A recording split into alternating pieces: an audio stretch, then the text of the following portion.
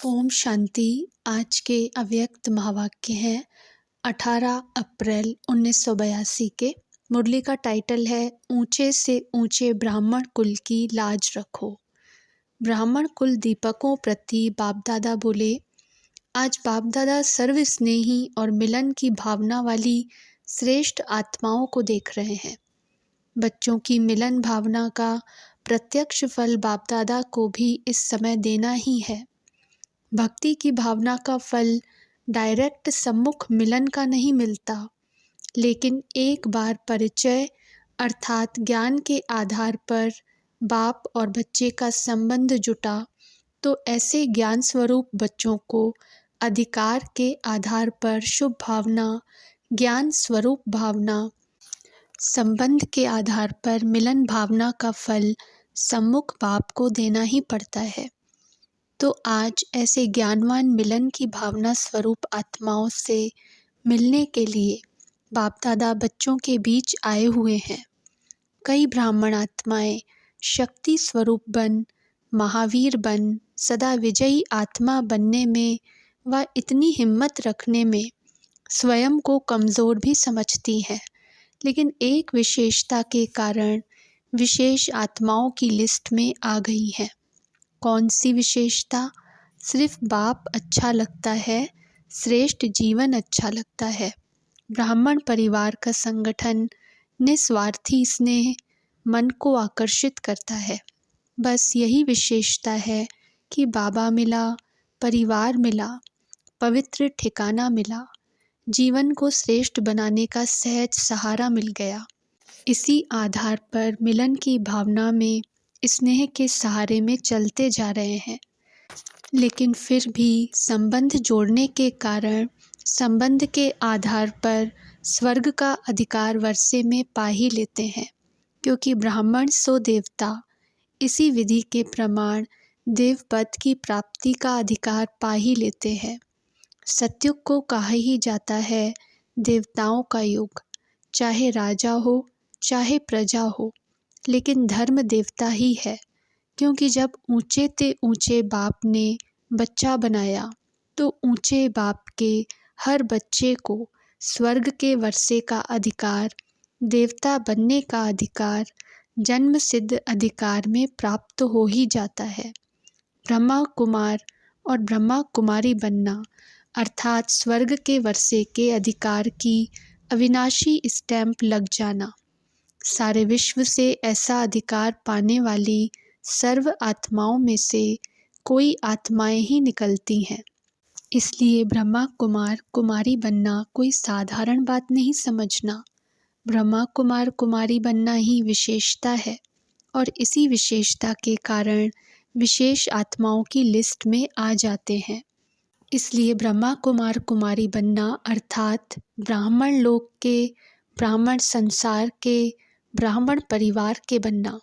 ब्रह्मा कुमार कुमारी बन अगर कोई भी साधारण चलन व पुरानी चलन चलते हैं तो सिर्फ अकेला अपने को नुकसान नहीं पहुंचाते, क्योंकि अकेले ब्रह्मा कुमार कुमारी नहीं हो, लेकिन ब्राह्मण कुल के भांति हो। स्वयं का नुकसान तो करते ही हैं, लेकिन कुल को बदनाम करने का बोझ भी उस आत्मा के ऊपर चढ़ता है। ब्राह्मण लोक की लाज रखना यह भी हर ब्राह्मण का फर्ज है। जैसे लौकिक लोक लाज का कितना ध्यान रखते हैं, लौकिक लोक लाज पद्मा पदम पति बनने से भी कहाँ वंचित कर देती है। स्वयं ही अनुभव भी करते हो और कहते भी हो कि चाहते तो बहुत हैं, लेकिन लोक लाज को निभाना पड़ता है। ऐसे कहते हो ना, जो लोक लाज अनेक जन्मों की प्राप्ति से वंचित करने वाली है, वर्तमान हीरे जैसा जन्म कौड़ी समान व्यर्थ बनाने वाली है, यह अच्छी तरह से जानते भी हो, फिर भी उस लोक लाज को निभाने में अच्छी तरह ध्यान देते हो, समय देते हो, एनर्जी लगाते हो, तो क्या इस ब्राह्मण लोक लाज की कोई विशेषता नहीं है? उस लोक की लाज के पीछे अपना धर्म अर्थात धारणाएं और श्रेष्ठ कर्म याद का दोनों ही धर्म और कर्म छोड़ देते हो। कभी वृत्ति के परहेज की धारणा अर्थात धर्म को छोड़ देते हो, कभी शुद्ध दृष्टि के धर्म को छोड़ देते हो, कभी शुद्ध अन्न के धर्म को छोड़ देते हो। फिर अपने आप को श्रेष्ठ सिद्ध करने के लिए बातें बहुत बनाते हो। क्या कहते कि करना ही पड़ता है। थोड़ी सी कमज़ोरी सदा के लिए धर्म और कर्म को छुड़ा देती है। जो धर्म और कर्म को छोड़ देता है उसको लौकिक कुल में भी क्या समझा जाता है। जानते हो ना, यह किसी साधारण कुल का धर्म और कर्म नहीं है। ब्राह्मण कुल ऊंचे ते ऊंची चोटी वाला कुल है। तो किस लोक व किस कुल की लाज रखनी है। और कई अच्छी अच्छी बातें सुनाते हैं। मेरी इच्छा नहीं थी, लेकिन किसी को खुश करने के लिए किया। क्या अज्ञानी आत्माएं कभी सदा खुश रह सकती हैं? ऐसे अभी खुश अभी नाराज रहने वाली आत्माओं के कारण अपना श्रेष्ठ कर्म और धर्म छोड़ देते हो। जो धर्म के नहीं वह ब्राह्मण दुनिया के नहीं। अल्पज्ञ आत्माओं को खुश कर लिया, लेकिन सर्वज्ञ बाप की आज्ञा का उल्लंघन किया ना, तो पाया क्या और गवाया क्या। जो लोक अब खत्म हुआ ही पड़ा है। चारों ओर आग की लकड़ियाँ बहुत ज़ोर शोर से इकट्ठी हो गई हैं। लकड़ियाँ अर्थात तैयारियाँ। जितना सोचते हैं इन लकड़ियों को अलग अलग कर आग की तैयारी को समाप्त कर दें, उतना ही लकड़ियों का ढेर ऊंचा होता जाता है। जैसे होलिका को जलाते हैं तो बड़ों के साथ छोटे छोटे बच्चे भी लकड़ियाँ इकट्ठी कर ले आते हैं। नहीं तो घर से ही लकड़ी ले आते। शौक होता है। तो आजकल भी देखो छोटे छोटे शहर भी बड़े शौक से सहयोगी बन रहे हैं।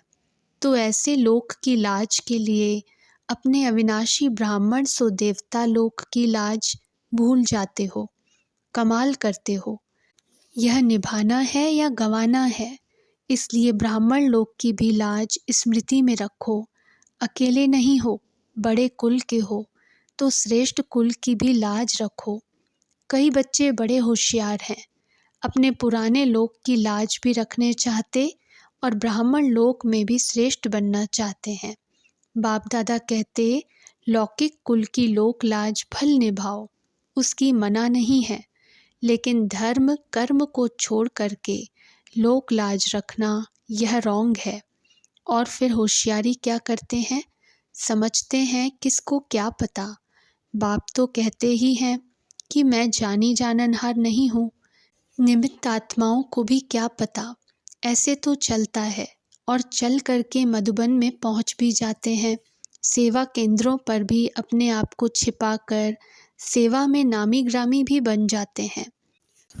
ज़रा सा सहयोग देकर सहयोग के आधार पर बहुत अच्छे सेवाधारी का टाइटल भी खरीद कर लेते हैं। लेकिन जन्म जन्म का श्रेष्ठ टाइटल सर्वगुण संपन्न, 16 कला संपन्न, संपूर्ण निर्विकारी, यह अविनाशी टाइटल गंवा देते हैं।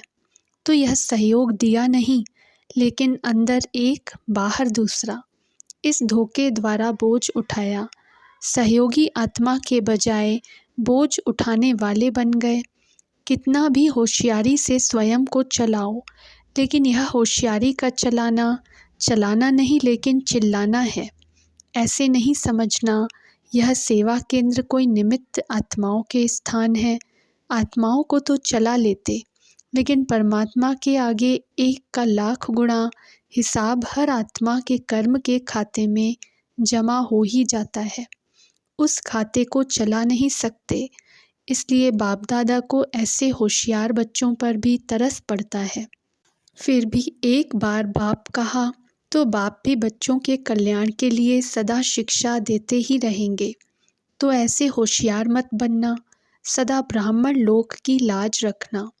बाप दादा तो कर्म और फल दोनों से न्यारे हैं। इस समय ब्रह्मा बाप भी इसी स्थिति पर हैं। फिर तो हिसाब किताब में आना ही है, लेकिन इस समय बाप समान है, इसलिए जो जैसा करेंगे अपने लिए ही करते हो। बाप तो दाता है, जब स्वयं ही करता और स्वयं ही फल पाता है तो क्या करना चाहिए। बाप दादा वतन में बच्चों के वैरायटी खेल देख कर के मुस्कुराते हैं। अच्छा, ऐसे ब्राह्मण कुल के दीपक, सदा सच्ची लगन से स्नेही और सहयोगी बनने वाले, सदा काल का श्रेष्ठ फल पाने वाले, सदा सच्चे बाप के सच्चे स्नेह में अल्पकाल की प्राप्तियों को कुर्बान करने वाले, ऐसे स्नेही आत्माओं को, श्रेष्ठ आत्माओं को बाप दादा का याद प्यार और नमस्ते। पार्टियों के साथ पहला पॉइंट, कर्म बंधन से मुक्त स्थिति का अनुभव करने के लिए कर्म योगी बनो। सदा हर कर्म करते, कर्म के बंधनों से न्यारे और बाप के प्यारे, ऐसी न्यारी और प्यारी आत्माएं अपने को अनुभव करते हो। कर्म योगी बन कर्म करने वाले कभी भी कर्म के बंधन में नहीं आते हैं, वे सदा बंधन मुक्त योग युक्त होते। कर्मयोगी कभी अच्छे व बुरे कर्म करने वाले व्यक्ति के प्रभाव में नहीं आते।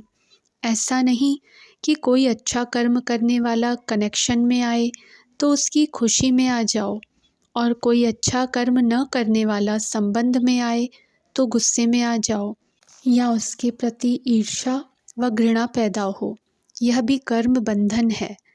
कर्मयोगी के आगे कोई कैसा भी आ जाए, स्वयं सदा न्यारा और प्यारा रहेगा। नॉलेज द्वारा जानेगा, इसका यह पाठ चल रहा है। घृणा वाले से स्वयं भी घृणा कर लें, यह हुआ कर्म का बंधन। ऐसा कर्म के बंधन में आने वाला एक रस नहीं रह सकता, कभी किसी रस में होगा, कभी किसी रस में। इसलिए अच्छे को अच्छा समझकर साक्षी होकर देखो, और बुरे को रहमदिल बन रहम की निगाह से परिवर्तन करने की शुभ भावना से साक्षी हो देखो। इसको कहा जाता है कर्म बंधन से न्यारे, क्योंकि ज्ञान का अर्थ है समझ। तो समझ किस बात की? कर्म के बंधनों से मुक्त होने की समझ को ही ज्ञान कहा जाता है। ज्ञानी कभी भी बंधनों के वश नहीं होंगे, सदा न्यारे। ऐसे नहीं कभी न्यारे बन जाओ तो कभी थोड़ा सा सेक आ जाए। सदा विकर्माजीत बनने का लक्ष्य रखो। कर्म बंधन जीत बनना है, यह बहुत काल का अभ्यास, बहुत काल की प्रारब्ध के निमित्त बनाएगा, और अभी भी बहुत विचित्र अनुभव करेंगे। तो सदा के न्यारे और सदा के प्यारे बनो। यही बाप समान कर्म बंधन से मुक्त स्थिति है। बाप दादा पुरानी बड़ी बहनों को देख बोले, इस ग्रुप को कौन सा ग्रुप कहेंगे? पहले शुरू में तो अपने अपने नाम रहे, अभी कौन सा नाम देंगे? सदा बाप के संग रहने वाले, सदा बाप के राइट हैंड, ऐसा ग्रुप हो ना। बाप दादा भी भुजाओं के बिना इतनी बड़ी स्थापना का कार्य कैसे कर सकते? तो इसलिए स्थापना के कार्य की विशेष भुजाएं हो। विशेष भुजा राइट हैंड की होती है। बाप दादा सदैव आदि रत्नों को रियल गोल्ड कहते हैं। सभी आदि रत्न विश्व की स्टेज पर विशेष पार्ट बजा रहे हो। बाप दादा भी हर विशेष आत्मा का विशेष पाठ देख हर्षित होते हैं। पाठ तो सबका वैरायटी होगा ना, एक जैसा तो नहीं हो सकता, लेकिन इतना ज़रूर है कि आदि रत्नों का विशेष ड्रामा अनुसार विशेष पाठ है। हर एक रत्न में विशेषता है, जिसके आधार पर ही आगे बढ़ भी रहे हैं और सदा बढ़ते रहेंगे। वह कौन सी विशेषता है, यह तो स्वयं भी जानते हो और दूसरे भी जानते हैं, लेकिन विशेषता संपन्न विशेष आत्माएं हो। बाप दादा ऐसे आदि रत्नों को लाख लाख बधाइयाँ देते हैं, क्योंकि आदि से सहन कर स्थापना के कार्य को साकार स्वरूप में वृद्धि को प्राप्त कराने के निमित्त बने हो। तो जो स्थापना के कार्य में सहन किया वह औरों ने नहीं किया है, आपके सहन शक्ति के बीज ने यह फल पैदा किए हैं। तो बाप दादा आदि मध्य अंत को देखते हैं कि हर एक ने क्या क्या सहन किया है और कैसे शक्ति रूप दिखाया है। और सहन भी खेल खेल में किया, सहन के रूप में सहन नहीं किया, खेल खेल में सहन का पाठ बजाने के निमित्त बन अपना विशेष हीरो पाठ नोंद लिया। इसलिए आदि रत्नों का यह निमित्त बनने का पाठ बाप दादा के सामने रहता है और इसके फलस्वरूप आप सर्व आत्माएं सदा अमर हो। समझा अपना पाठ? कितना भी कोई आगे चला जाए लेकिन फिर भी कहेंगे। बाप दादा को पुरानी वस्तु की वैल्यू का पता है। समझा? अच्छा, प्रश्न है, संगमयुगी ब्राह्मण बच्चों को किस कर्तव्य में सदा तत्पर रहना चाहिए?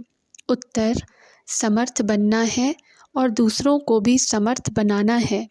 इसी कर्तव्य में सदा तत्पर रहो, क्योंकि व्यर्थ तो आधा कल्प किया, अब समय ही है समर्थ बनने और बनाने का।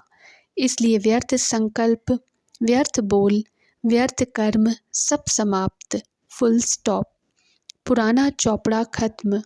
जमा करने का साधन ही है सदा समर्थ रहना, क्योंकि व्यर्थ से समय, शक्तियाँ और ज्ञान का नुकसान हो जाता है। अच्छा, ओम शांति।